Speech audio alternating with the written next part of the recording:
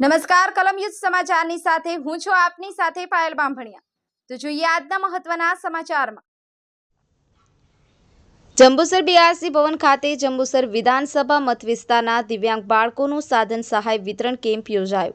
Jambusar BRC ભવન ખાતે જંબુસર તથા આમોદ તાલુકાના દિવ્યાંગ બાળકોનું સાધન સહાય વિતરણ કેમ્પ ચૈતાલી પટેલના અધ્યક્ષસ્થાને યોજાયો, જેમાં કુલ 140 દિવ્યાંગ બાળકોને 12,77,093 રૂપિયાની સાધન સહાય આપવામાં આવી હતી।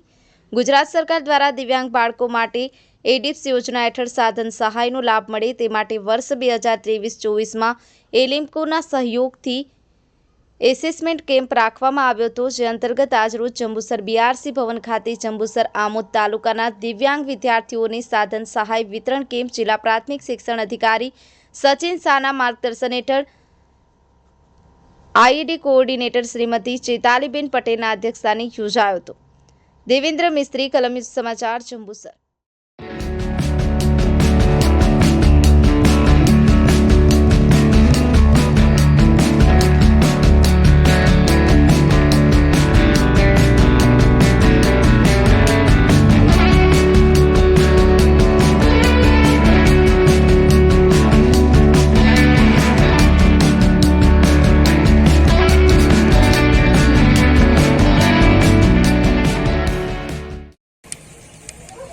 નમસ્કાર।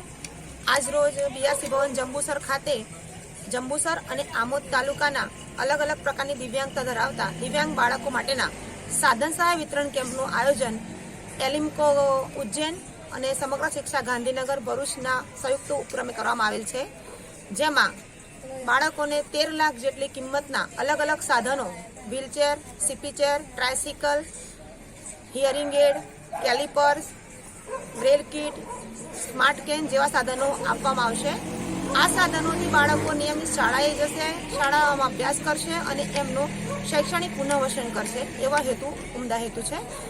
આજના કાર્યક્રમને સફળ બનાવવા માટે બીઆરસી આમોદ, બીઆરસી જંબુસર, હું ચૈતાલી પટેલ, આઈઈડી કોઓર્ડિનેટર સમગ્ર શિક્ષા ભરૂચ, જિલ્લા પ્રાથમિક શિક્ષણ અધિકારી શ્રી સચિન શાહ, જિલ્લા શિક્ષણ અધિકારી શ્રીમતી રાહુલ સ્વાતિબેન રાહુલ મેડમનો આજરોજ આભાર વ્યક્ત કર્યો છે અને સમગ્ર કાર્યક્રમ ખૂબ સુંદર રીતે પૂર્ણ કરેલ છે।